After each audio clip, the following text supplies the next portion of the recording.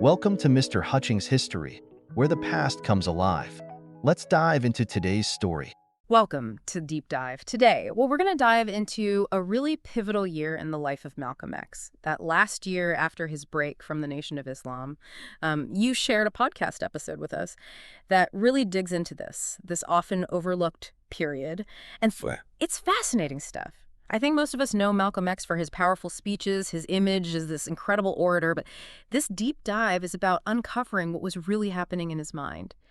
During that final year... It's a year packed with change, both personal and political evolution. It completely reshapes how we understand Malcolm X's legacy. Exactly. So before we get into it, let me ask you, when you think of Malcolm X, what's the first image that pops into your head? Hold on to that image as we unpack how much his thinking changed in such a short amount of time. It's like those historical figures we learned about in school. They get frozen in a single moment. Right. But real people, they're constantly evolving. Right. Okay. So let's start with a major turning point, the assassination of JFK in 1963. How does this event set the stage for Malcolm X's break from the Nation of Islam? Well, it's Malcolm X's reaction to the assassination that really sets things in motion. His now infamous chickens coming home to roost comment about Kennedy's death. It sparks outrage, particularly within the Nation of Islam's leadership. They saw it as a public rebuke of their non-engagement policy. And that leads to his suspension from the NOI. Yeah. Correct. Or Elijah Muhammad, the head of the NOI. Yeah. Suspends him from speaking. On the surface, it's for violating their policy of not commenting on political matters. But under the surface, there's a lot more simmering. Malcolm X had been increasingly vocal about his frustrations with the NOI, their perceived inaction in the face of violence against Black people, and even rumblings about Elijah Muhammad's personal life. I was struck by a quote from the podcast episode you shared. It really captured Malcolm X's disillusionment, he said, and I'm paraphrasing here, that the NOI talked about revolution, but when their own people were being killed, they remained silent. Was this the breaking point for him, or was there something more? It was definitely a pivotal moment, but at the same time, he was grappling with allegations of Elijah Muhammad's hypocrisy, the lavish lifestyle, the affairs. All of it clashed with the image of the NOI as this disciplined, self-reliant movement. It's not surprising that Malcolm X, known for his unwavering commitment to his beliefs, would be deeply troubled by this dissonance. It's a classic case of do as I say, not as I do. Exactly. This growing disillusionment, coupled with the suspension, ultimately culminates in his official break from the NOI. In March of 1964, he leaves behind a movement he helped build, stepping into completely unknown territory. So here he is, this incredibly charismatic leader, suddenly on his own. What happens next? Well, this is where the story takes a really fascinating turn. In April of 1964, just a month after leaving the NOI, Malcolm X embarks on a pilgrimage to Mecca, the Hajj. And we know this journey becomes a life-altering experience for him. Right. But why? What happens in Mecca that shifts his worldview so profoundly? Mecca is a revelation for him. He encounters Muslims of every race and background, all united in their faith. It shatters the NOI's rigid racial doctrines. He witnesses firsthand the true universality of Islam, something he hadn't experienced within the confines of the Nation of Islam in America. So he goes from this very racially segregated environment in the U.S. to this incredibly diverse and unifying experience in Mecca. Exactly. Remember, the NOI taught that white people were inherently evil, that Black people were superior. But in Mecca, he sees white Muslims praying alongside Black Muslims, Asian Muslims, all united in their faith. This completely upends his previous beliefs. And that leads him to a more inclusive view of humanity. Right. That's a huge shift. Absolutely. It throws everything into question for him. And this is where historians have differing opinions. Some argue that this transformation was genuine, a sincere evolution of his beliefs. Others suggest it was more strategic, a way to broaden his appeal and build alliances. It's fascinating to consider both sides. We can't really know what was going on in his head. But what we do know is that he returns to the U.S. a changed man. He founds the Organization of Afro-American Unity, the OAAU, which feels very different from his previous work. The OAAU marks a significant departure. It's not just about Black empowerment anymore. It's about human rights, global solidarity, fighting all forms of oppression. So he's broadening his scope from this very specific focus on Black Americans to a much more global vision of liberation. Exactly. And it's a direct result of what he witnessed in Mecca. The founding of the OAAU signifies a shift away from religious separatism, which was a core principle of the NOI.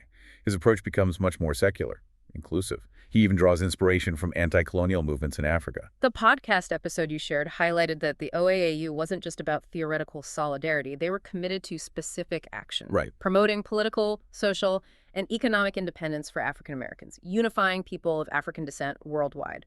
That's a pretty ambitious agenda. How did this translate into Malcolm X's message and activism? Well, he starts to speak more and more about economic and political issues. He becomes deeply critical of capitalism, seeing economic injustice as a root cause of racial discrimination. And he's not just critiquing the system, he's starting to align himself with specific economic and political ideologies. Right. The source material mentions socialist ideas. Yes. His speeches from this period reflect a growing awareness of systemic inequality.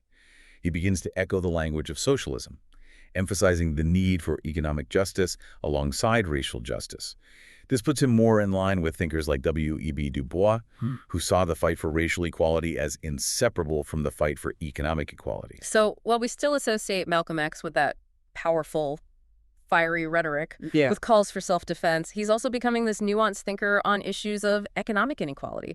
Global solidarity, that's quite a departure from the black separatist ideology of the NOI. Absolutely. And what's interesting is that this new direction begins to worry some very powerful people.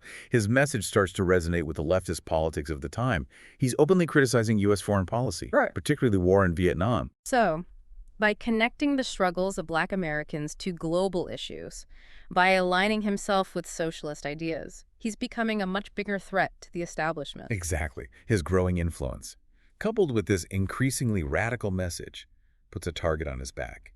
And this, tragically, leads us to his assassination on February 24th, 1965. He's shot while giving a speech in Harlem, just a little over a year after his break from the NOI. A tragic event that cuts short a period of profound transformation. The circumstances surrounding his assassination are still debated, but the source material confirms that it was carried out by individuals associated with the Nation of Islam. Which adds another layer of complexity and tragedy to the story. His own words about chickens coming home to roost. It's chilling to think about that in the context of his own assassination. It is. And his death raises so many questions. What if he'd lived longer? How would his ideas have continued to evolve? How would his evolving relationship with other civil rights leaders have played out? Especially given his increasingly vocal criticism of figures like Martin Luther King Jr., who he saw as too accommodating to the white establishment.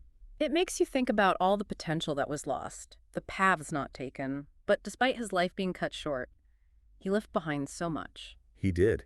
His speeches, his writings, they continue to inspire and challenge us today. He remains a symbol of Black resistance, a powerful voice for the marginalized, a reminder that profound change is always possible. It's incredible to see how much he accomplished host speaker in such a short period host speaker, especially in that last year host speaker. He goes from being the staunch Black nationalist host speaker to embracing a much broader host speaker, more humanist perspective. And what's so powerful about his story is that he embodies this capacity for growth expert speaker, transformation expert speaker. He wasn't afraid to challenge his own beliefs, expert speaker. To admit when he was wrong, expert speaker. He was a lifelong learner, expert speaker. Constantly evolving expert speaker, which is something I think we can all learn from. I was thinking about that as we were talking host speaker. It's easy to box people into these neat categories, host speaker, based on one period of their life, host speaker, one famous quote, host speaker, one image, host speaker. But Malcolm X's story reminds us that people are a complex host speaker, constantly changing. Absolutely expert speaker. And it makes you wonder, expert speaker, if he had lived, expert speaker, would his views on self-defense have softened further? Expert speaker, how would he have navigated the increasingly radical Black power movement? Expert speaker. His later writings suggest a growing openness to working with white allies, expert speaker, in the fight for economic justice, expert speaker. But he also maintained his belief in self-reliance, expert speaker, and the right to self-defense. So many questions, host speaker. So much we'll never know, host speaker. But this deep dive has given me a whole new perspective on Malcolm X, host speaker. I think I used to see him as this one-dimensional host speaker, almost mythical figure, host speaker. But now I see the human being host speaker, the intellectual curiosity host speaker, the willingness to change. That's what's so fascinating about diving deep into these historical figures. Expert speaker. Right. Expert speaker. You peel back the layers, expert speaker, and find this incredible complexity. It really makes you rethink everything you thought you knew, host speaker. So host speaker. After this exploration, host speaker, what stands out to you most about Malcolm X's transformation, host speaker? Has your perception of him changed at all? It reinforces the importance of understanding these figures within the context of their time, expert speaker. And personal journeys, expert speaker. His story is full of contradictions, expert speaker. Full of nuance, expert speaker. And that's what makes him so compelling, expert speaker. So relevant, expert speaker. Even today, expert speaker. He wasn't perfect, expert speaker. He made mistakes, expert speaker. But he was always striving, expert speaker. Always learning. Beautifully said, host speaker. And I think that's a perfect place to end our deep dive host speaker. This conversation has given me so much to think about host speaker. It's a reminder that history is never simple, host speaker, and even the most iconic figures are full of surprises. And that there's always more to learn, expert speaker. Ah. Always more to discover. Exactly, host speaker. Thanks for joining us on this deep dive into the transformation of Malcolm X, host speaker. We encourage you to continue exploring his story, host speaker, to seek out his speeches, host speaker, his writings, host speaker. There's a wealth of information out there waiting to be discovered, host speaker. And who knows, host speaker, maybe you'll uncover something that completely changes your perspective too. Thanks for listening to Mr. Hutchings History. Keep exploring, and we'll see you next time.